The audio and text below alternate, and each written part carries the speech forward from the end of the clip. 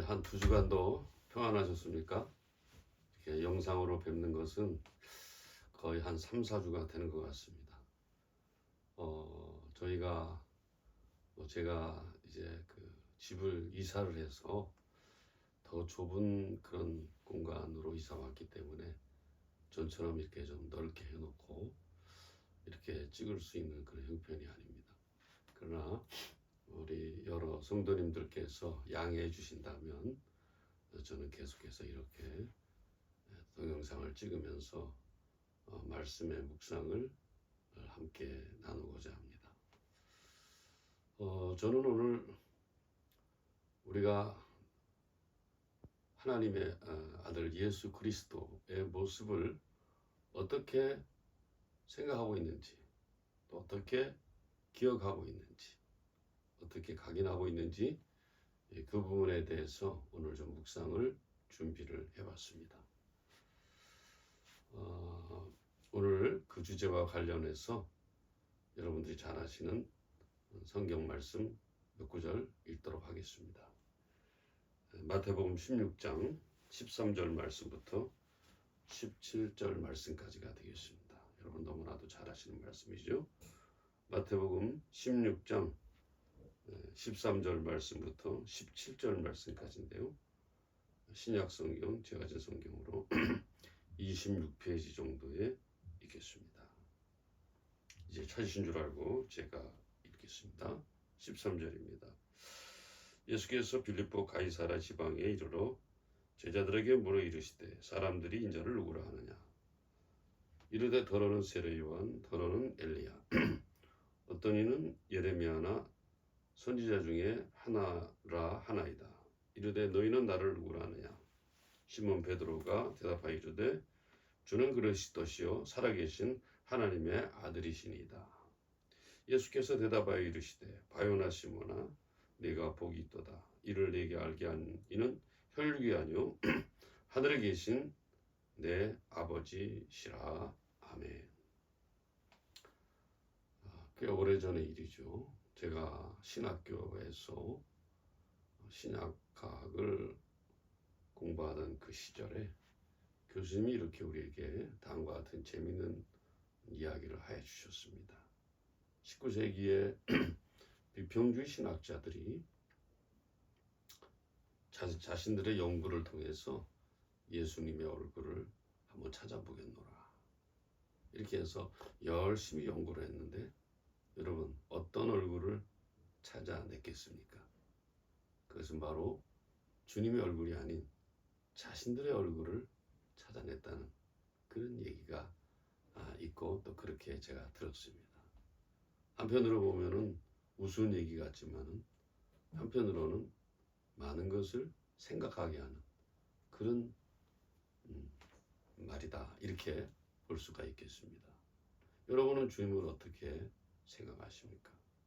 여러분은 주님을 어떻게 기억하고 있고 마음속에 각인하고 있으신지요?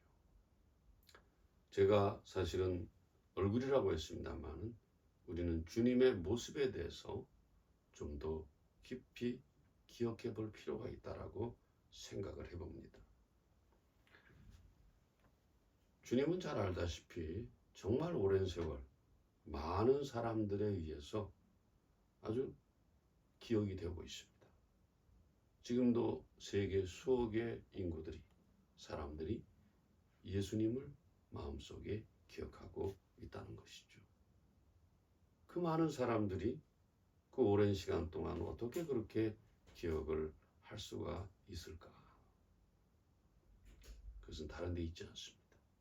예수께서 이 땅에 오셔서 공생애를 시작하실 그때 그가 이끌었던 제자들과 그가 만났던 이스라엘 백성들에게 깊이 각인시켜 주시는 뭔가가 있었다는 것을 알 수 있습니다.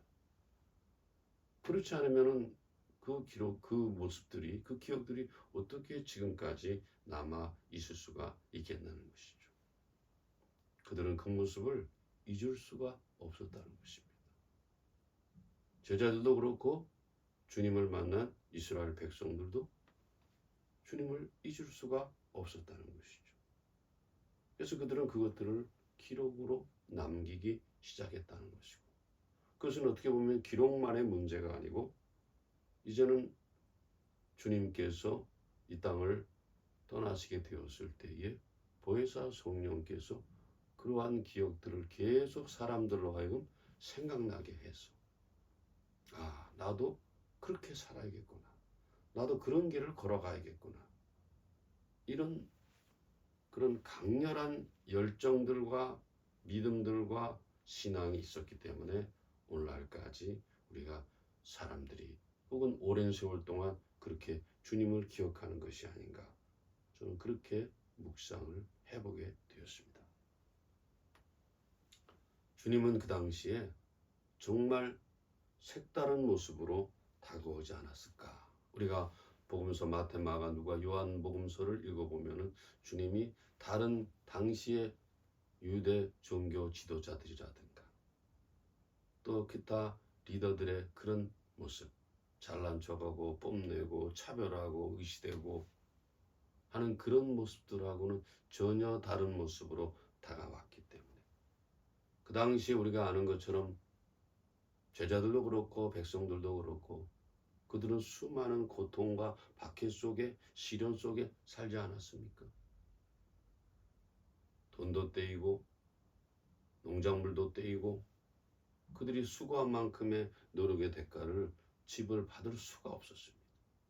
먹고 사는 것을 걱정할 수밖에 없었던 그 당시의 제자들과 또 백성들, 예수님께서 새롭게 다가오시는 그 모습을 마음속에 각인시키지 않을 수 없었다는 것이죠. 기억할 수밖에 없었다는 것입니다. 여러분들은 주님을 어떻게 기억하고 계시는지요?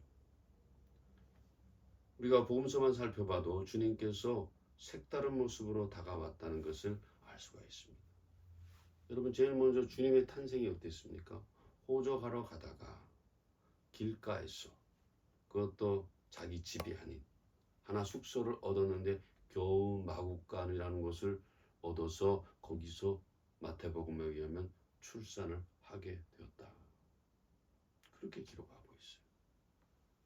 궁궐에서, 하나님의 아들이니까 궁궐에서 낳고 대궐에서 낳고 그런 거 없습니다. 또 그는 이 땅에 있으면서 소외된 자, 가난한 자, 병든 자들을 늘 가까이 했습니다. 그들을 위로하고 그들을 고쳐주고 그들에게 격려를 해주었다는 것이죠. 뿐만 아닙니다. 그들은 고통받고 억압받는 동족들에 대해서 연민의 정을 한시도 거둔 적이 없었다는 것입니다. 비록 그가 머리 둘 곳도 없었지만은 그는 이스라엘 전역을 다 다니면서 활동을 하셨다는 것이죠. 그리고 특별히 그는 변방에서부터 활동을 시작했습니다. 나사렛, 그 다음에 갈릴리. 정말 사람들이 사람 사는 곳으로 쳐주지도 않던 그런 곳에서부터 주님은 사역을 시작했다는 것입니다. 그러니 여러분 생각해 보십시오. 예수님을 어떻게 잊어버릴 수가 있겠습니까? 오늘 우리가 우리 주변에도 보면은 정말 다른 사람을 위해 배려하고 다른 사람을 위해 헌신하고 다른 사람을 위해 봉사하는 사람 잊을 수 있습니까? 못 잊습니다. 게다가 남다른 권위가 있고 게다가 남다른 사랑을 베풀어주고 이런 모습 속에서 사람들은 예수님을 마음속에 길이길이 기억할 수밖에 없었던 것이죠. 그런 위대한 힘들이 2000년이 넘는 오늘날까지 우리들의 마음속에 그대로 그것이 각인되어 있고 어떻게 보면 마음의 신비에 기록되어 있는 것이 아닌가, 그런 생각을 할 수밖에 없다는 것입니다. 그런데 오늘 우리는 어떻습니까? 예수님의 모습을 복음서에는 그대로 받아들이는 것이 아니라 자기 마음대로 각색하고 자기 마음대로 바꿔버렸습니다. 변경해버렸다 이 말입니다. 때로는 부자의 모습으로, 때로는 통치자의 모습으로, 때로는 특별한 특정한 그런 국민의 혹은 백성들을 위하는 사람의 모습으로 그것을 바꿔버렸다는 것입니다. 이것은 아주 큰 왜곡이고 잘못된 것입니다. 그렇게 왜곡한 사람도 문제고 또 그 왜곡된 모습을 그대로 받아들이는 사람도 엄청난 피해를 볼 수밖에 없다는 것입니다. 어떻게 보면은 우리 자신이 그리스도의 모습을 지닌 사람이 돼야 되는 것이죠. 왜? 우리는 주님의 모습을 정확하게 분명하게 기억하고 있기 때문에 그렇습니다. 지금도 복음서가 그렇게 우리에게 기록해 주고 있는데 이건 다 무시해버리고 우리가 어떤 모습, 어떤 주님의 모습을 우리가 지금 보여주고 있습니까? 이건 아주 심각한 문제라고 아니할 수 없다는 것입니다. 여러분, 우리가 읽고 있는 성경, 저도 오늘 읽었습니다만, 자, 거기 보면은 이런 말이 나와 있어요. 이르시되 너희는 나를 누구라 하느냐? 예수님께서 이렇게 반말조로 얘기했다라고 그렇게 여기 번역이 돼 있어요. 그러나 여러분 아셔야 될 것이 있습니다. 성경이 기록된 언어인 헬라어와 아람어에는 반말이 없습니다. 반말이 없어요. 여러분, 그 당시에 아무리 우리와 문화가 다른 지역이 하더라도 예수님 기껏해봤자 30대 초반입니다. 새파란 청년이 많은 사람들을 향해 반말을 했다? 누가 그거 받아들이겠습니까? 그래서 요즘에 어떤 번역서에 보면은 번역들은 예수님이 존댓말 하시는 그런 분으로 잘 표현됐다고 하는 것이죠. 그건 얼마나 중요한지 몰라요. 우리는 있는 그대로 받아들여야 되는데 예수님의 신성과 예수님의 권위와 권세를 나타낸다 그러면서 있지도 않은 말을 갖다가 거기다 갖다 붙여서 오히려 예수님에게 접근하기 어렵게끔 이분은 무서운 분이야, 이분은 권위가 있는 분이야, 이분은 아주 대단한 분이야, 이렇게 인식되게끔 하는 것이 아주 잘못된 것이라는 것이죠. 우리는 가끔 그런 생각도 합니다. 안 믿는 사람들에게 예수를 전할 때에 안 그런 사람들이 많습니다. 예수는 이런 사람이야. 믿으려면 믿고 말려면 말아. 이런 식으로 하는 경우도 종종 있어요. 이게 너무나도 잘못된 것이죠. 어떻게 그렇게 말할 수가 있겠어요? 그렇다면 우리가 이걸 뒤집어 생각해 보면 주님이 그런 입장이라면 우리에게 인간이 되어서 오실 수 있겠어요? 하나님의 아들이실 뿐만 아니라 곧 하나님이신데 하늘의 그 높은 영광과 엄청난 권세를 가지고 있는 그분께서 이 땅에 인간으로 올 이유가 뭐가 있느냐는 말이에요. 왜 인간의 처지를 다 이해하고 그 껍데기를 다 뒤집어 쓰고 그 지정의 감정을 다 그것을 체휼해 내시고 심지어 죽음과 십자가의 고난까지 다 체휼내신다. 이해가 되십니까, 여러분? 근데 그냥 써준 대로 믿어라, 알려준 대로 네가 그렇게 따라라, 이렇게 말할 수는 없는 것이죠. 혹시 예수님은 그렇다 하더라도 우리는 그것을 조금 더 성경에 가깝게끔 그렇게 해석해서 보여주는 것이 그것이 정상적인 모습이다, 이렇게 말할 수가 있다는 것입니다. 우리는 제도권 교회가 만들어 놓은 교회와 교회의 어떤 전통과 교리에 의해서 자꾸 예수님을 채색시켜 버린다는 것이죠. 변질시켜 가고 그것을 갖다 왜곡시켜 버리고 전혀 다른 사람의 모습으로 보이게 하는 그런 모습이 우리의 모습은 아닌가. 너무 큰 예배당에 있다 보니까 예수님은 부자 예수님으로밖에 안 보인다. 가난한 자들하고는 아무 상관이 없는 그런 예수님의 모습으로 보인다? 이건 문제가 심각한 거라고 생각합니다. 우리가 만약 그렇게 예수님의 모습을 왜곡시키고 있다, 삐뚤어지게 보이게 하고 있다, 그 책임 누가 져야 될까요? 우리가 다 져야 될 수밖에 없어요. 지금은 예수님을 왜곡시켜서 돈도 벌고 권세도 높이고 명예도 높이고 좋다라고 말할지 모르겠지만 나중에 주님 앞에 가서는 왜 너는 그런 식으로 나를 표현했니? 너는 왜 그런 식으로 나를 설명했니? 너는 왜 그런 식으로 나를 이해했니? 그것은 아주 잘못된 것이다라고 주님께서 우리에게 책망하면서 바깥 어두운 데 나가서 슬피 울며 이를 갈미 쓰지 않아 그 말을 우리에게 하실 수 있다는 거예요.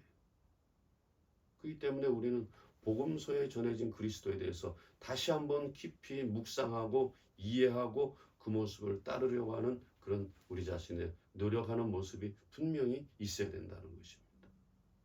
오늘 큰 교회일수록 그렇게 주님의 모습을 왜곡되게 하고 있지 않습니까? 불법을 저지러 놓고도 주님이 다 하셨다고. 불법을 해서는 안 된 사람들이 불법을 합리화하고 정당화하고. 네, 이것들은 너무 예수님을 왜곡시키고 변질시키고 다르게 표현하는 것이죠. 이건 하나님 앞에 큰 죄악이라고 할 수밖에 없다는 것입니다. 여러분, 제가 시간 있을 때마다 자주 말씀드립니다만 우리 주님의 모습은 사실은 자기를 위한 모습이 하나도 없습니다. 그렇게 또 표현할 필요도 없어요. 왜 그렇게 표현되십니까? 우리를 위해서 그렇게 표현하신 거예요. 우리를 위해서. 우리가 그렇게 살아내야 되기 때문에. 우리가 그렇게 살아가야 되기 때문에. 우리가 그런 모습을 지향해야 되기 때문에 주님께서 우리에게 그런 모습을 벌써 오래전에 2000년 전에 그것을 보여주신 거예요. 그 모습이 너무 고귀하고 아름답기 때문에 사람들은 그 모습을 잊을 수가 없습니다. 그렇기 때문에 계속해서 마음속에 각인시키고 마음의 심지에 새기고 나도 그렇게 살아야겠다. 그런 모습으로 지금까지 살고 있지 않습니까? 우리는 여기에서 포기해서는 안 됩니다. 우리는 여기에서 주저해서는 안 된다는 것이죠.